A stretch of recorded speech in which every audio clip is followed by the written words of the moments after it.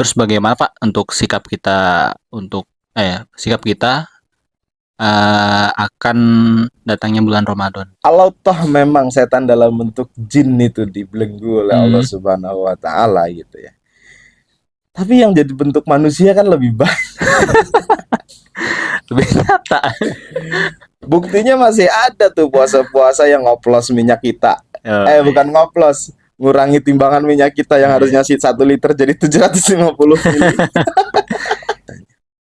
Kewajiban puasa adalah kewajiban kita kepada Allah Subhanahu wa taala. Sementara kewajiban mencari nafkah adalah kewajiban kita kepada orang-orang yang kita nafkahi, kewajiban kita kepada manusia.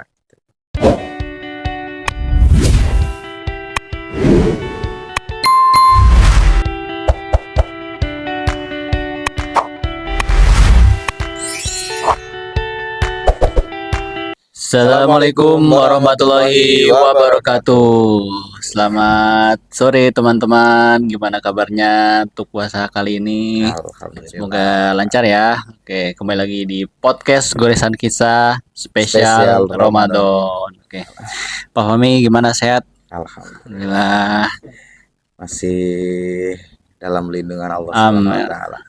Sebenarnya Amin. bukan masih, kalau dalam lindungan Allah itu kita memang selalu senantiasa dalam Lindungan lindungan Allah. Apalagi pas kita keluar rumah, kita ada doanya ya, Pak. Ya, kamu mau doa nggak doa ya tetap kita dalam lindungan Allah. Dalam kuasanya Allah. Kuasanya Allah. Oke. Emang kita bisa apa, Din? Emang kita siapa kalau kita nggak dalam kuasanya Allah, Din? Ya, tapi kan kita harus berdoa juga, Pak. Iya, berdoa. Berdoa maksudnya tadi bukan berarti kemudian kamu berdoa terus Allah melindungi kamu karena doa kamu. Oke. Atau Allah menguasai ngatur kamu tuh karena kamu berdoa. Iya. Bahasanya tadi Allah melindungi kamu bukan karena doa kamu. Ya, karena memang Allah itu yang maha melindungi, Allah yang segala-galanya. Kenapa? Buktinya apa? Buktinya berapa kali kamu dapat perlindungan Allah pas kamu lagi berdoa dengan kamu nggak berdoa, tapi Allah tetap lindungi kamu kan? Iya, masih. Nah, jadi juga. Kalau perlindungan Allah itu memang mutlak karena doa kita, seharusnya kalau kita lupa berdoa Allah nggak ngelindungin. Tapi nyatanya kan nggak begitu. Iya. Nah, ini kita ngomonginnya ngobrolin hakikat nih. Tapi jangan disalahpahami terus kalau gitu nggak doa. Gitu. Berarti sunnah gitu. Nanti ada bahasanya lah. Kita nanti bahas kalau memang apa sih itu doa, terus apa sih itu kemudian ikhtiar kita tuh bagaimana. Katanya kan kalau kita nggak minta apa berdoa itu katanya sombong katanya. Ya bisa jadi betul. Ya kan. Jadi kan Allah tuh pengennya diminta gitu. Karena memang nggak usah kita bicara sama-sama Allah itu bahasanya ya. Manusia aja, kalau yang manusia baik gitu kan, ya dia lewat depan rumahnya gitu misalkan nggak disapa, nggak ya kalau dia gini loh bahasanya. Kalau ada orang datang minta bantuan, artinya kan dia butuh. Ya, pasti. Dia merasa butuh kan, ya. Pada orang situ. Begitu juga kita sama Allah. Kalau kita datang sama Allah, kita doa, terus kemudian kita minta, bahkan apapun yang kita butuhkan kita minta sama Allah. Karena kita menyadari bahwa Allah yang punya segala-galanya. Terus kalau kita nggak pernah minta sama Allah, gitu bahasanya, ya bisa jadi memang karena sombong. Seolah-olah dianggapnya sombong. Tapi apakah selalu seperti itu? Jawabannya kan enggak. Kadang-kadang orang menganggap bahwa doa itu harus yang selalu yang mengangkat tangannya begini-begini gitu ya bahasanya. Terkadang ada orang yang dia itu nggak berdoa seperti itu, tapi bukan karena dia sombong, karena dia sudah menyerahkan semua hidupnya itu, ya sudah biar Allah yang atur. Kadang ya. Doa itu kadang itu nafsu kita loh, maunya kita. Kadang karena dalam hati kan. Enggak, karena kita pengen ABCD itu kan kadang-kadang doa itu hafdun nafsi juga karena bawaan nafsu kita. pengen hidup enak, pengen punya barang ABCD, Iya. pengen punya ini, pengen punya itu kan nafsu kita sebenarnya. Tapi kita kan nggak tahu apakah sebenarnya kita butuh itu apa enggak, menurut Allah kita pantas dapat itu apa enggak, layak dapat itu apa enggak, kita kan nggak pernah tahu. Nah, ada tahap di mana seseorang itu dia tidak berdoa atau dia tidak meminta sama Allah bukan karena dia sombong, tapi karena dia sudah menyerahkan hidupnya sama Allah. Ya sudah, inna sholati wa nusuki wa mahyaya wa mamati lillahi rabbil alamin. Amin. Udah semuanya Allah yang atur. Saya ditakdirkan hidup di dunia, punya mobil alhamdulillah syukur, nggak dikasih mobil pakai motor bisa. Tapi kan kita harus tetap berusaha juga kan. Nah, nanti Ya. di mana letak kita harus berdoa, di mana kita harus memasrahkan hidup, dan di mana kita harus letak ikhtiar atau usaha kita itu di sebelah mana. Nah, nanti ada tuh iniannya, apa namanya, bukan batasan sih sebetulnya, penempatan lah, penempatan supaya di posisi ini kita harus berserah, di posisi di ikhtiar kita harus memahaminya sebagai apa dan lain sebagainya gitu. Mungkin kita nggak bahas di segmen ini. Kayaknya ada deh materi untuk besok-besok. Ya, insya Allah nanti mungkin di materi yang akan datang ya. Insya Allah. Jadi karena apa? Karena kan kita lagi fokus nih. Kita masih bahas soal Ramadan. Ini tiba-tiba buka masuknya ke sono lagi. Apa-apa sedikit spill sedikit ya. Ya, tapi bukan berarti ya ini biar nggak salah paham. Ya nggak apa-apa sih, salah paham juga disalahpahami juga nggak apa-apa sih. Nggak masalah. Jadi seperti itu. Nanti akan ada hakikat-hakikatnya yang sebenarnya usaha kita itu buat apa sih? Terus doa kita itu buat apa sih? Gitu. Terus kemudian di mana letak kita harus meminta, di mana letak kita harus tetap berikhtiar, sama di mana kita harus memasrahkan hidup kita sama Allah. Karena bagaimanapun kita kan nggak tahu tentang apa yang terjadi dan sebagainya. Nah, kita kan tetap hamba yang kita berpasrah atas apa yang Allah kasih. Gitu. Itu spill lah nanti untuk kita bahas. Kita ngobrol-ngobrol kapan gitu ya. Oke, siap. Hari ini gimana nih? Hari ini kita ngebahas seputar Ramadan juga. Masih seputar Ramadan. Tapi agak santai lah ya. Agak santai lah. Kemarin kan hukum, niat ya kan, rukun-rukunnya kita bisa berusaha memperjelaskan secara rinci dan singkat ya. Alhamdulillah masih diberi kesehatan untuk kita berdua bisa menjalankan ibadah puasa.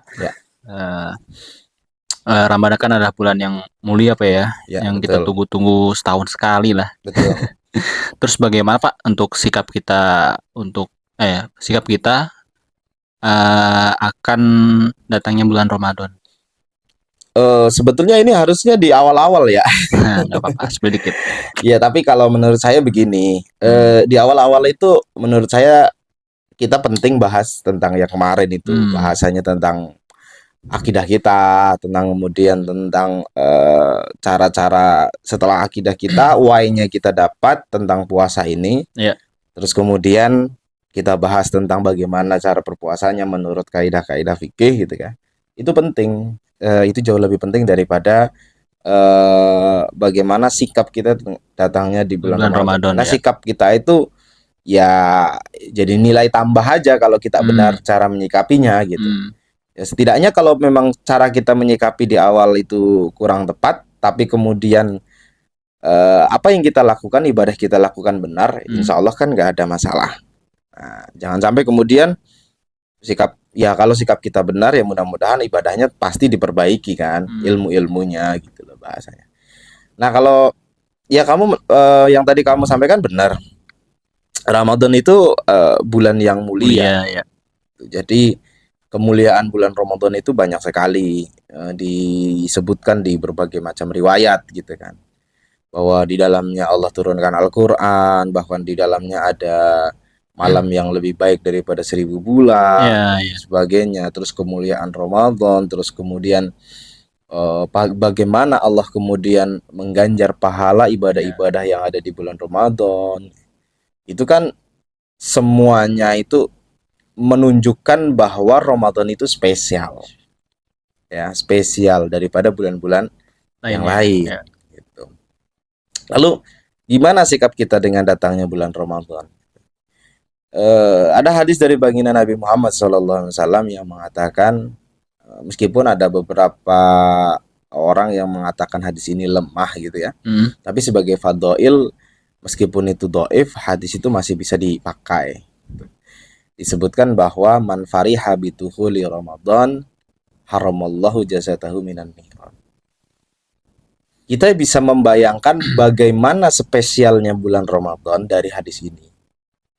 Bahwa kata Rasulullah di dalam hadis ini dikatakan bahwa barang siapa yang berbahagia dengan datangnya bulan suci Ramadan, maka kata Allah maka kata Rasulullah haramallahu jasadahu minan niran. Allah mengharamkan jasad kalian daripada api neraka. Bagaimana kemudian kita membayangkan ada satu bulan yang datang dan kita berbahagia, baru berbahagia saja, itu Allah sudah haramkan jasad kita dari neraka. Bagaimana kemudian dengan misalkan ibadah-ibadah di dalamnya? Ya. Luar biasa kan? Ya, berlipat-lipat ganda ada pahalanya. Betul. Orang yang berbahagia dengan datangnya bulan Ramadan saja, itu Allah haramkan jasadnya dari neraka, baru berbahagia. Bagaimana dia nggak cuma bahagia, tapi juga dia amal ibadah di dalam bulan Ramadan. Itu berlipat-lipat pahalanya. Jadi kalau kita nah menurut saya hadis ini itu kita bisa melihat bagaimana spesialnya bulan Ramadan. Ya. Dari sekedar itu saja sudah seperti itu gitu loh maksudnya. Oke. Tadi kan ngebahas tentang tadi kan Bapak ngomong kita terhindar dari jasa kita terhindar dari api neraka ya kan. Nah, saya pernah dengar orang ngomong gini katanya. Orang yang dapat siksa kubur itu berhenti, libur. Terus setan-setan dibelenggu atau diikat. Itu benar Pak? Ada hadisnya apa gimana?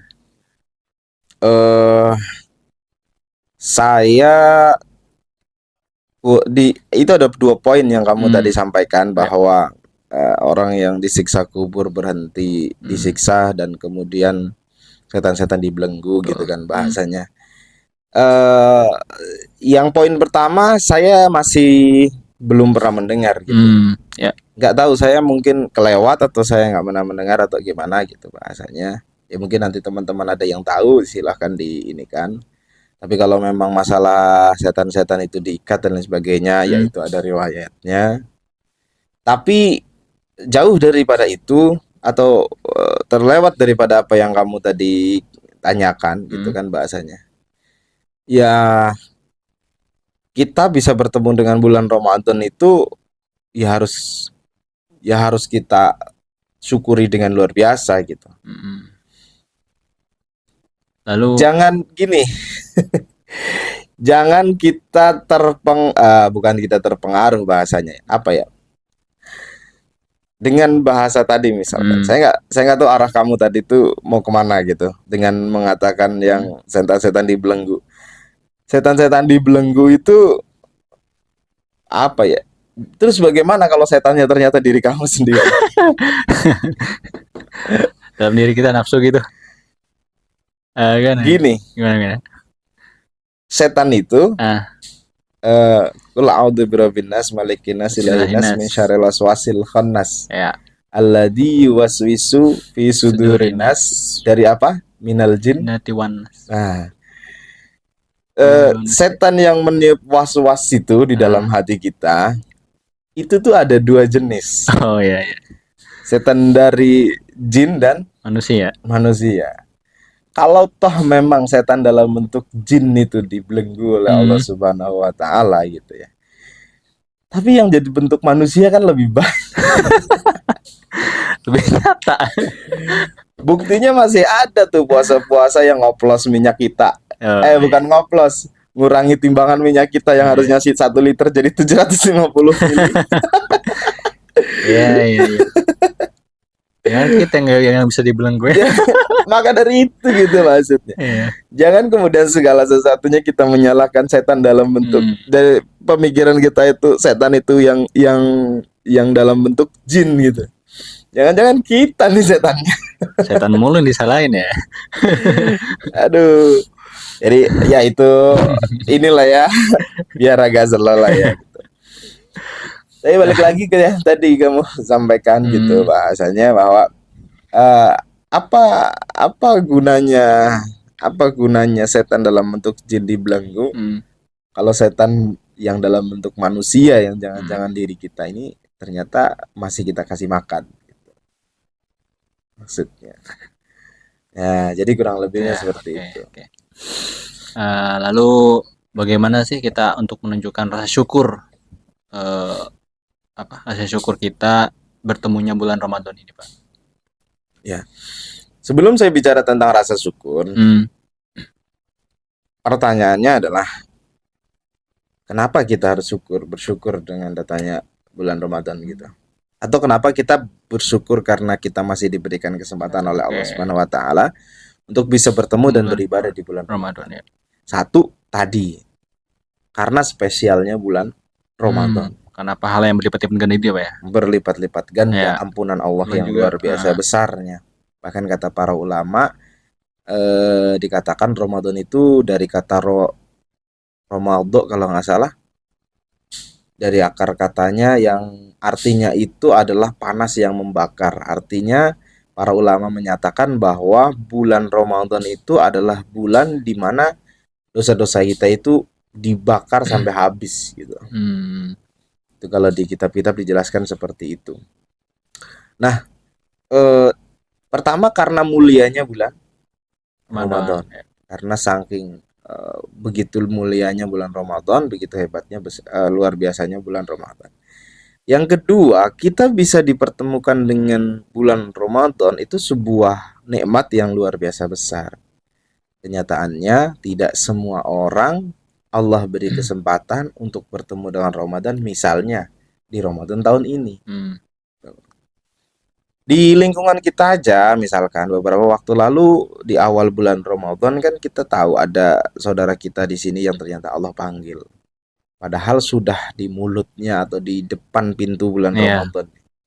Ya barangkali memang Allah lebih sayang ya bahasanya kita ya pasti seperti itu kan. Tapi bahasanya adalah nyatanya kita masih diberikan kesempatan hidup, nyatanya masih kita diberikan kesempatan untuk bertemu dengan bulan Ramadan. Tentunya itu sesuatu yang harus sangat kita syukuri. Kita masih diberi kesempatan untuk beribadah di sini. Betul. Kita masih diberi kesempatan untuk mengumpulkan pahala dengan yang lebih besar, yang lebih banyak gitu loh. Maka jangan sampai kemudian kesempatan yang Allah berikan kepada kita ini kita sia-siakan dengan begitu saja. Kita lewatkan begitu saja. Itu bahasanya. Jangan sampai itu istilahnya kemudian kesempatan yang sudah Allah kasih ke kita, yang bahkan mungkin tidak Allah kasih ke orang-orang lain gitu loh ya. Yang banyak sekali orang yang tidak diberikan kesempatan untuk bertemu dengan bulan Ramadan tahun ini gitu. Kemudian kita lewatkan begitu saja. Ramadan kita tidak isi dengan sebaik-baiknya. Itu kan menunjukkan ketidakbersyukuran kita terhadap nikmat kesempatan yang sudah diberikan oleh Allah Subhanahu wa Ta'ala. Nah, yang ketiga itu karena belum tentu tahun depan kita akan bertemu lagi dengan bulan Ramadan. Makanya harus kita syukuri. Itulah kenapa kita harus bersyukur kita bisa bertemu dengan bulan Ramadan. Oke, jadi satu memang karena mulianya bulan Ramadan. Yang kedua karena kita diberikan kesempatan untuk bisa bertemu dengan bulan Ramadan. Yang ketiga karena belum tentu kita akan bertemu lagi dengan Ramadan di tahun yang akan datang. Maka dari itu bertemunya kita dengan bulan Ramadan ini harus kita syukuri.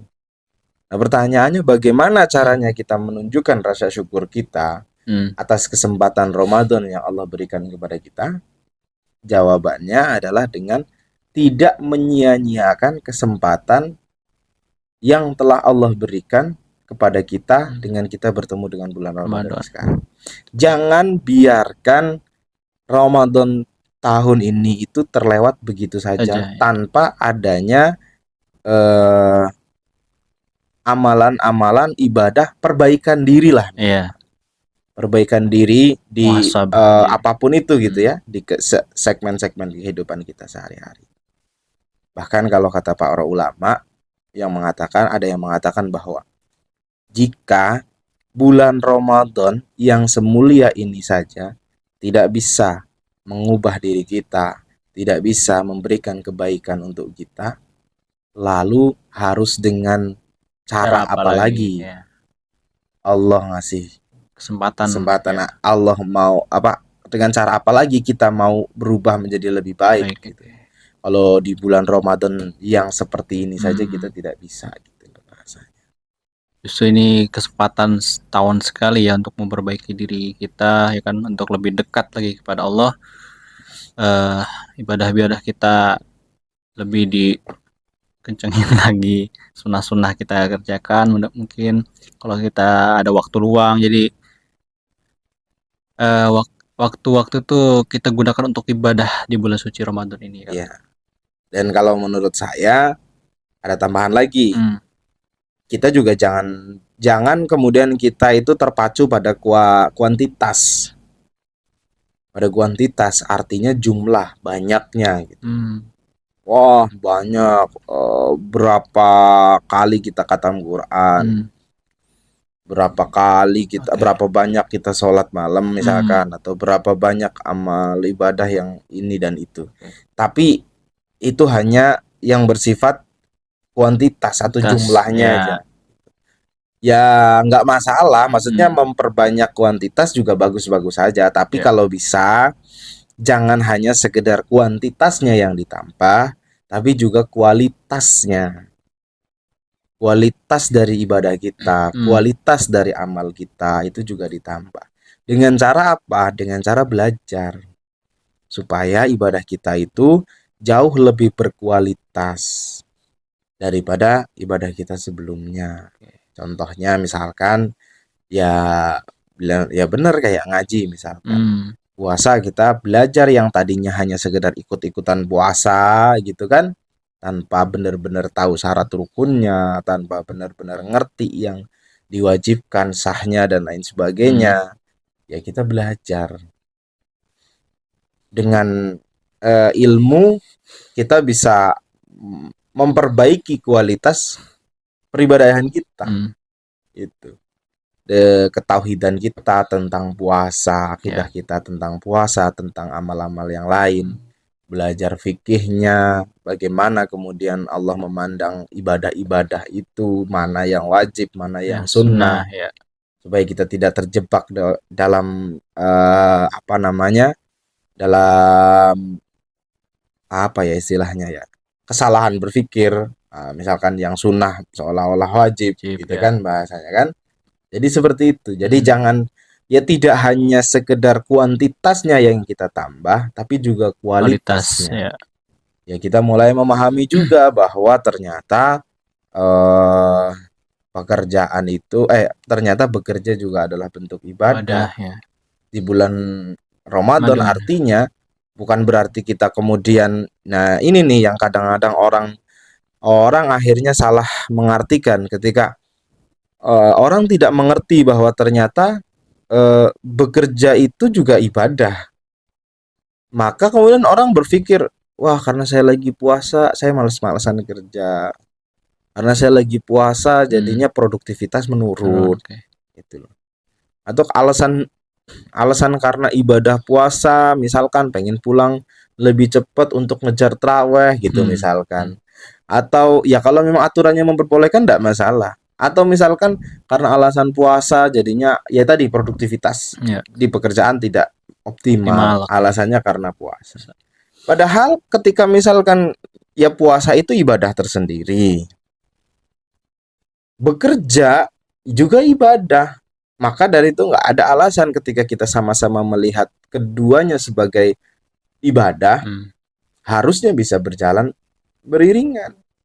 Dan ketika saya bekerja dengan produktif itu pun artinya saya sedang melakukan ibadah yang juga akan diganjar pahala Allah Subhanahu wa taala dengan pahala yang besar tentunya. Bahkan lebih besar daripada hari-hari biasanya ya. seperti itu. Pahala udah keluarga ya Pak ya. Nafkah untuk bekerja untuk nafkahin keluarga kan ibadah yang luar biasa juga ya Pak ya. Betul ya. Ya, nafkah itu tadi bahasanya tidak hanya dengan keluarga, kamu masih sendiri juga sama. Karena kan ketika kamu sudah dewasa, bahkan ketika seorang itu sudah balik, itu kewajiban nafkah sebetulnya sudah tidak ada orang tua. Anak yang sudah balik ketika orang tua masih memberi uang gitu bahasanya ya, memberi ya yang orang bilang nafkah gitu sebenarnya. Sebetulnya itu sudah bukan nafkah kalau dia sudah mampu, apalagi dia udah mampu nyari nafkah gitu. Allah tuh orang tua tuh ngasih itu jatuhnya nanti sedekah gitu. Meskipun kamu belum ini. Ditambah lagi misalkan kamu punya kewajiban dan tanggung jawab menafkahi keluarga, anak-anak gitu. Itu menjadi pahala yang besar ya? Jauh lebih besar lagi. Oke Pak. Lanjut. Bahkan nih ini saya ini dulu ya. Saya tambahin lagi satu lagi. Bahkan nih ketika ada seseorang yang bertanya kepada ulama dan ulama juga berpendapat bahwa ketika orang bertanya bagaimana dengan hukumnya orang yang pekerjaannya berat, mencari nafkah buat anak istri itu berat. Terus kemudian apakah dia harus tetap berpuasa gitu ya? Apakah dia harus tetap berpuasa? Maka ketentuan secara syariatnya dia harus tetap berpuasa gitu loh bahasanya. Dia harus tetap meniatkan diri untuk berpuasa. Ya. Ketika sahur ya dia tetap sahur dan lain sebagainya. Nah, ketika nanti dia bekerja, ketika memang pekerjaannya itu berat dan lain situasinya sebagainya, berat ya. Tidak mampu kalau dia melanjutkan puasanya, yaitu diperbolehkan untuk iftar atau berbuka. Dan dia bisa mengkodoknya di lain waktu gitu bahasanya. Ya seperti itu bahwa bagaimana mencari nafkah, bekerja dan puasa itu adalah sesuatu yang memang sama-sama penting yang harus kita kerjakan dalam hal yang bersama-sama itu gitu. Sama-sama kebutuhan primer pokok lu yang harus dipenuhi Pak. Sama-sama kewajiban. Oh iya. Sama-sama kewajiban gitu lah bahasanya. Kewajiban puasa adalah kewajiban kita kepada Allah Subhanahu wa taala. Sementara kewajiban mencari nafkah adalah kewajiban kita kepada orang-orang yang kita nafkahi, ya kan bahasanya, dan kewajiban kita kepada manusia. Begitu kurang lebihnya. Terus lalu untuk cara kita menjadikan momen bulan Ramadan ini menjadi lebih berarti itu gimana Pak? Setelah misalnya udah selesai nih lewat bulan Ramadan ini, udah saat Idul Fitri, udah Raya Idul Fitri, momen jadi berarti dari bulan Ramadan kemarin itu apa gitu? Sebetulnya begini, momen bagaimana caranya kita menjadikan bulan Ramadan ini menjadi sebuah momen yang penting bagi kita, yang berarti bagi kita, supaya kita tidak supaya kita tidak menyia-nyiakan kesempatan Ramadan yang sudah dikasih kepada kita. Bagaimana caranya? Jawabnya, caranya adalah dengan kita menjadikan seolah-olah bahwa Ramadan kita hari ini adalah Ramadan terakhir yang Allah berikan kesempatan kepada kita. Itu. Dengan begitu kita akan memanfaatkan momen atau kesempatan kita bertemu dengan Ramadan ini sebaik mungkin.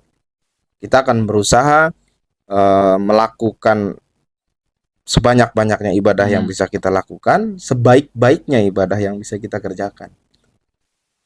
Karena apa? Kita menganggap seolah-olah ini adalah terakhir kalinya saya bertemu dengan Ramadan. Nyatanya memang kita belum tahu pasti kalau tahun depan kita akan bertemu dengan lagi. bulan Ramadan. Kalau seandainya memang kita nggak bisa bertemu lagi dengan bulan Ramadan di tahun yang akan datang, ya mari kita manfaatkan Ramadan tahun ini dengan sebaik-baiknya, dengan sebaik mungkin. Jangan sampai kita melewatkannya begitu saja.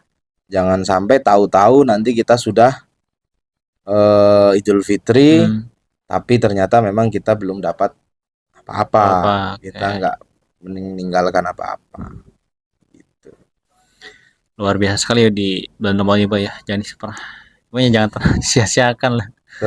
Mumpung kita masih sehat, masih beri kesehatan, beri kesempatan untuk menjalankan ibadah puasa ini. Ya, betul. Ya, jadi buat teman-teman semua, mari kita jadikan Ramadan ini sebagai momen yang memang kesempatan yang memang Allah kasih kepada kita. Jangan sampai kita menyia-nyiakannya. Jangan sampai kita biarkan Ramadan tahun ini yang kita jalani ini lewat begitu saja tanpa kita mendapatkan kebaikan-kebaikan darinya. Bersyukur kepada Allah Subhanahu wa taala bahwa kita masih diberikan kesempatan bertemu dengan bulan Ramadan.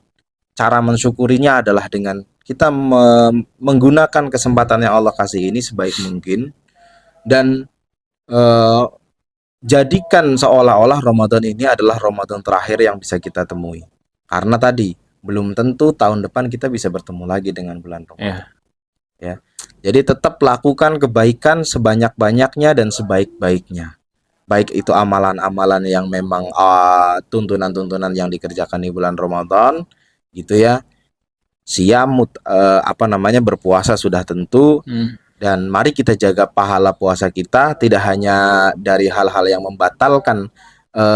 Mari kita jaga puasa kita tidak hanya dari hal-hal yang membatalkan puasanya itu sendiri, tapi juga sampai dari hal-hal yang membatalkan pahalanya. Mari kita hidupkan malam-malam kita dengan berbagai amalan ibadah-ibadah yang bisa kita lakukan. Mangkoma Ramadana ya, Qiyamu Ramadan, baca Quran dan lain sebagainya. Mudah-mudahan dengan begitu bisa menjadi wasilah kita mendekatkan diri kepada Allah Subhanahu wa taala. Tapi jangan lupa juga kita tetap bekerja, kita lakukan kewajiban kita semaksimal mungkin, sebaik mungkin, seproduktif mungkin. Karena bagaimanapun kerja kita, ibadah kita itu juga adalah bagian daripada ibadah untuk karena itu perintah Allah Subhanahu wa taala, Allah menyuruh kita untuk bekerja, dan karena Allah Subhanahu wa taala juga menyuruh kita untuk bahasanya tadi mencari nafkah, memberi nafkah untuk diri sendiri maupun untuk orang-orang yang memang harus kita nafkahi hidupnya. Maka dari itu tetap kita jadikan Ramadan ini produktif, Ramadan ini aktif gitu ya bahasanya. Jangan kemudian kita nanti justru jadi bermalas-malasan alasannya karena puasa karena Ramadan. Mudah-mudahan dengan begitu kita bisa melewati Ramadan dengan sebaik-baiknya. Nah, akhirnya nanti di hari yang fitri kita bisa benar-benar sebagaimana yang diharapkan, sebagaimana yang ditujukan dengan kita berpuasa, yakni kita menjadi orang-orang yang bertakwa. Dan juga kita sebagaimana hadis yang diriwayatkan oleh sebagaimana hadis yang disampaikan oleh baginda Nabi Muhammad SAW, ketika kita fitri, ketika kita Idul Fitri, kita seolah-olah seperti terlahir kembali, seperti bayi yang baru lahir.